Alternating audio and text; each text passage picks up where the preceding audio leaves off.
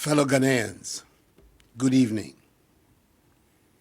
Today is the 15th time since the virus came to our country some 5 months ago that I've come to provide you with the status of our coordinated efforts to defeat COVID-19.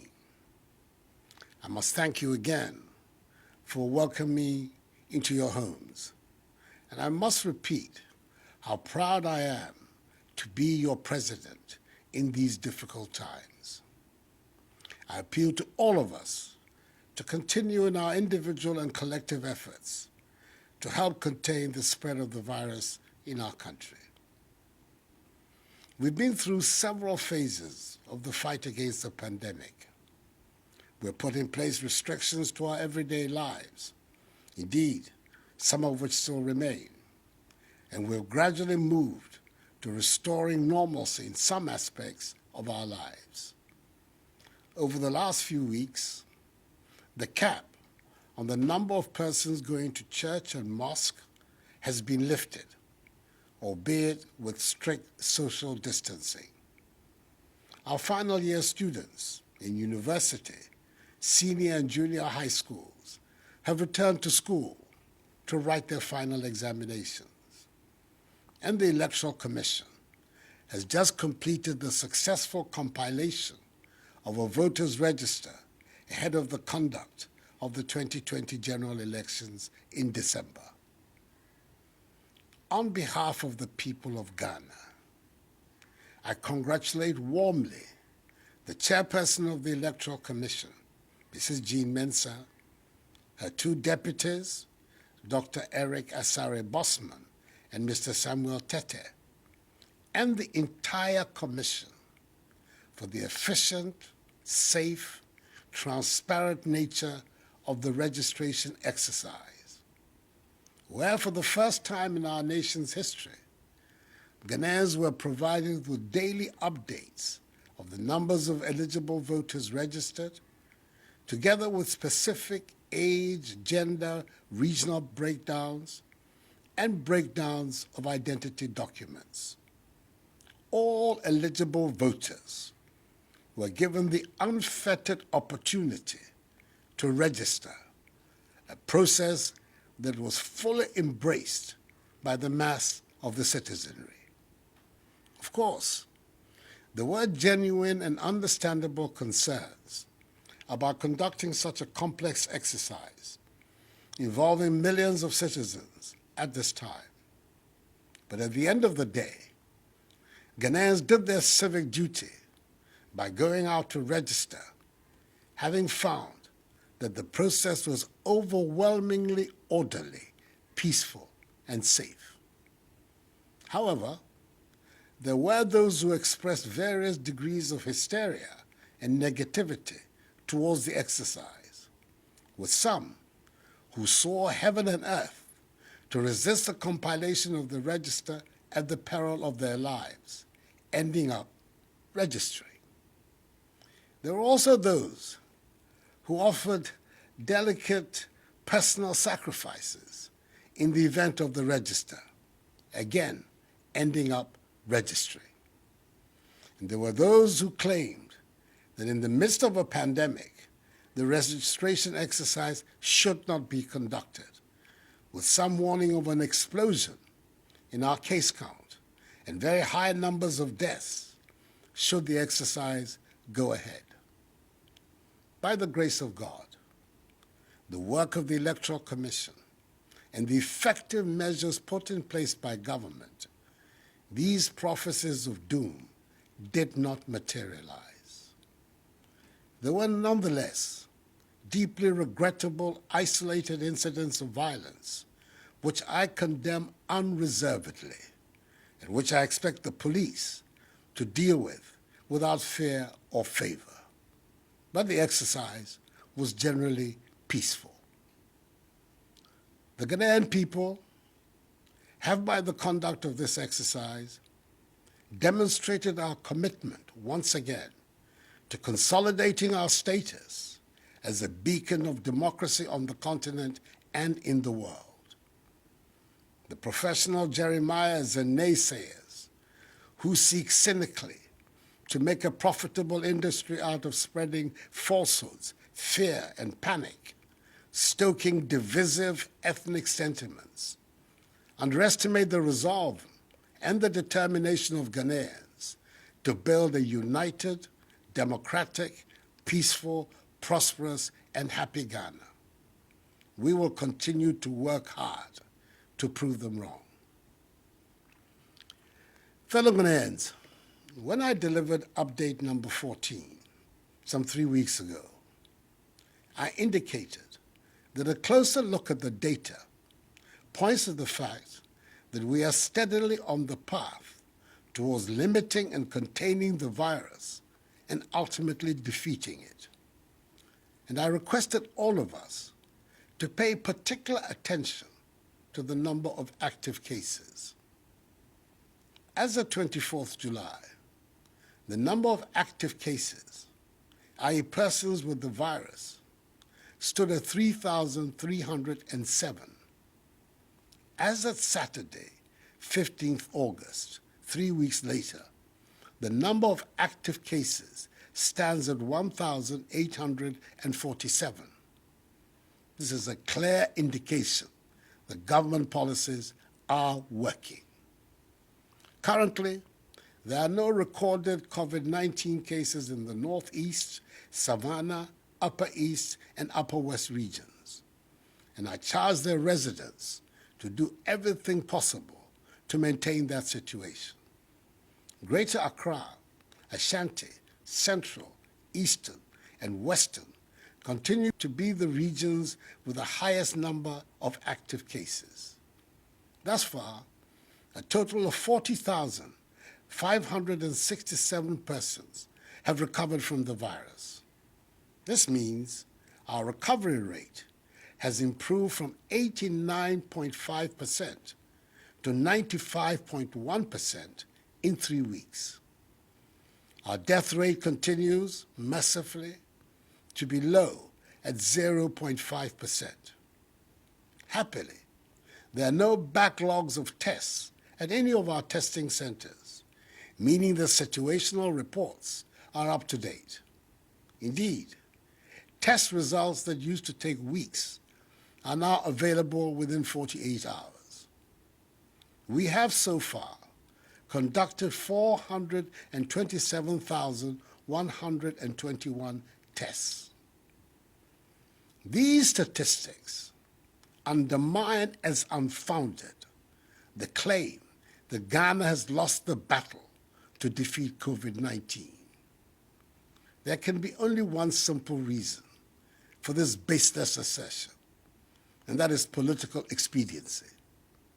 But as I have said before, do not begrudge those who make such statements. They need to make them to continue to try to stay relevant. Our health workers will forever be in our debt for the dedication they have put in to ensure these impressive statistics. We can help them even further by continuing to adhere to the social distancing and hygiene protocols we have instituted to stem the tide of infections. I've been encouraged by the results of a recent survey conducted by the Ghana Health Service into the use of face masks at selected locations in Accra in the month of August. It revealed that the overall intention to use face masks at the sites surveyed was very high, with 82% of persons surveyed possessing a mask. I believe we can do even more and better and reach 100%. However, the same survey demonstrated that only 44.3% of those who have the mask use them correctly. I urge each and every one of us to wear our masks and do so correctly anytime we leave our homes. It is the new normal requirement of our daily existence until the virus disappears. Our phased approach towards returning our lives to normal through the strategic, controlled, progressive, and safe easing of restrictions will thus continue. Most final year university students have already completed their examinations, and by 18 September, SHS3 and JHS3 students would have finished their respective final examinations of WACC and BECE. As a result of reports I have recently received that some final year JHS students were going hungry in complying with COVID-19 protocols, I've just instructed the Minister for Gender, Children and Social Protection to begin preparations to ensure that as from 24th August up to 18 September, all 584,000 final year JHS students and 146,000 staff, both in public and private schools, be given one hot meal a day. This is to ensure full observance of the COVID-19 safety protocols. Through online learning portals, almost all continuing students in our universities have completed their studies for the academic year. The exceptions are the University of Cape Coast, the University of Health and Allied Sciences, technical universities, and some other colleges. After extensive stakeholder consultations, the decision has been taken for continuing students in these tertiary institutions to return to school on 24th August to finish their academic year. Just as was done for final year students who returned to school, government through the Ministry of Education and the Ghana Education Service will ensure that all these tertiary institutions are disinfected.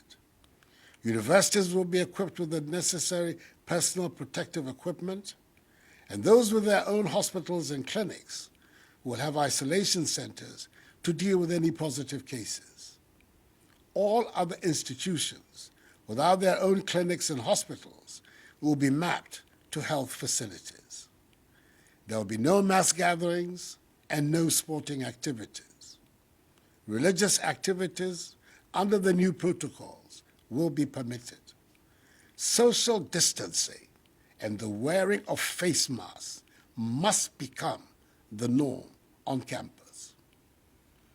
The Ministry of Education continues to engage the Ghana Education Service and all relevant stakeholders to conclude discussions on the modalities surrounding the opening of our pre-tertiary schools.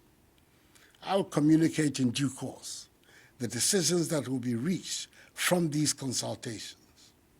You can be rest assured that I'll always take into prime consideration the safety and well-being of our children, teachers, and non-teaching staff in the decisions that will be taken, because I'm determined to ensure that the education of our children is not unduly disturbed by this pandemic. I know many still ask whether our borders, especially our international airport, Kotoka International Airport, will be open. Under my instructions, the Ministry of Aviation, the Ghana Civil Aviation Authority, and the Ghana Airports Company Limited have been working with the Ministry of Health and its agencies to ascertain our readiness to reopen our airport. I want to ensure that we are in a position to test every single passenger that arrives in the country to avoid the spread of the virus. The outcome of that exercise will show us the way and determine when we can reopen our border by air. I'm hoping that by God's grace, we'll be ready to do so by the 1st of September. Until further notice, our borders by air, land, and sea remain closed to human traffic. For Ghana residents stranded abroad, special dispensation will continue to be given for their evacuation back to Ghana, where they will be subjected to the mandatory quarantine and safety protocols. Beaches, pubs, cinemas, and nightclubs are still to remain closed until further notice. The limit on the number of persons who can attend conferences, workshops, and award events has now been lifted, subject to the maintenance of social distancing amongst participants, fresh air ventilation of the premises, and a 2-hour limit for each session. I know that the pandemic has adversely affected many lives and livelihoods. It is for this reason the government has implemented several measures, such as free water and electricity, and funding to support small businesses, and tax relief, amongst others, to cushion the effect of the pandemic. We are not providing freebies. We're providing critical help to households, families, and businesses in the midst of this pandemic because we care. It is my conviction that in times of crises, it is the duty of a responsible and sensitive government to protect the population and provide relief. Fellow Ghanaians, let us remember at all times that the phased opening up of our country continues to put an obligation and responsibility on each one of us to remain vigilant and respect the enhanced hygiene, mask wearing, and social distancing protocols that have become part and parcel of our daily routine. They are proving to be effective, so let us employ them wholeheartedly. That is the way we can restore as quickly as possible the blessings of normalcy for which we all yearn. There is no room for complacency. We must be very much on our guard because some countries have experienced spikes after recording major achievements in containing the spread of the virus. We should not go down that road. Social distancing, enhanced hygiene, and wearing of masks are obligatory for each one of us. Enuanom, mesrɛ mo, nhyehyɛ a yɛayɛ ɛfa mask no ho, mundi so. Sɛ wofiri efie a, hyɛ mask no. Ɛno na ɛbɛbɔ yɛn ho ban ama yɛtumi apam yareɛ yi ɛfiri yɛn man mu. Anyamime, mimpa nyefai, gbajiano ni woto ke ha mask nye yiano. No ni ba wawo, ni wonye wo hwe helane ke je wo mam na ni. Game, ni nye ye homowo. Mi ha nyefe afio afi. Fellow Ghanaians, the remarkable nature of us, the Ghanaian people, the first colonized people in sub-Saharan Africa, to gain their freedom and independence from foreign rule, is manifesting itself again. In the midst of the pandemic, we've been able to compile a voters' register, arguably the most credible voter register in our history. Our democratic institutions continue to function effectively. There continues to be vigorous public debate on issues of public policy. Respect for the rule of law continues to be central to our governance. Our economy, despite the severe shocks of the pandemic, is proving to be resilient and is poised for rapid recovery. Our agriculture is performing so that despite the disruptions of the pandemic, food is still abundant in our markets, and the virus itself is being fought systematically. Indeed, a stronger, healthier Ghana is being built before our very eyes, and the great majority of Ghanaians can see it. Let us continue down this path so that the dreams of freedom and prosperity that inspired the great patriots who founded our nation can find expression in our generation. We can do it, so let us continue to work hard towards attaining our goal. This too shall pass, for the battle is the Lord's. May God bless us all in our homeland, Ghana, and make her great and strong. I thank you for your attention, and good night.